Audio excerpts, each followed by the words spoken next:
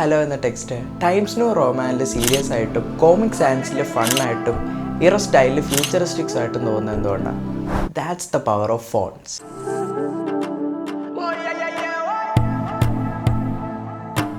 Phones are like everywhere. നമ്മൾ എഴുന്നേറ്റ് കഴിഞ്ഞാൽ എവിടെയെങ്കിലും ഒരു സ്ഥലത്ത് ഫോൺ ഉണ്ടാവും. ഇനി നമ്മൾ ബുക്ക് ഓപ്പൺ ചെയ്ത് കഴിഞ്ഞാൽ അവിടെയും ഫോൺ ഉണ്ടായിരിക്കും. ഇനി ഇച്ചിരി നേരം ഫോൺ യൂസ് ചെയ്യാമെന്ന് വിചാരിച്ചു കഴിഞ്ഞാൽ അവിടെയും ഫോൺ ഉണ്ടായിരിക്കും. ഇൻഫാക്റ്റ് ഓരോ ബ്രാൻഡ് ലിവ് ചെയ്യുന്നതിൻ്റെ ഫോണിലൂടെയാണ്.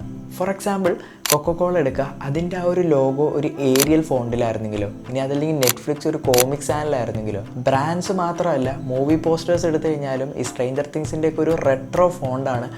അതില്ലെങ്കിൽ തന്നെ അതിൻ്റെ പകുതി വൈബ് പോയി. അതിൻ്റെ ഒരു ഫൺ ഫാക്റ്റ് പറഞ്ഞുതരാം. കോമിക് സാൻസ് ഏറ്റവും കൂടുതൽ ഹെയ്റ്റഡ് ആയിട്ടുള്ളൊരു ഫോണ്ടാണ്. ആ ഫോണ്ട് ആക്ച്വലി ഡിസൈൻ ചെയ്തിരിക്കുന്നത് കോമിക് ബുക്സിന് വേണ്ടിയിട്ടാണ്, അല്ലാണ്ട് ഓഫീസ് യൂസിനും റെസ്യൂംസിനും വേണ്ടിയിട്ടല്ല. ChatGPT പറഞ്ഞു തന്ന ഫൺ ഫാക്റ്റാണ്.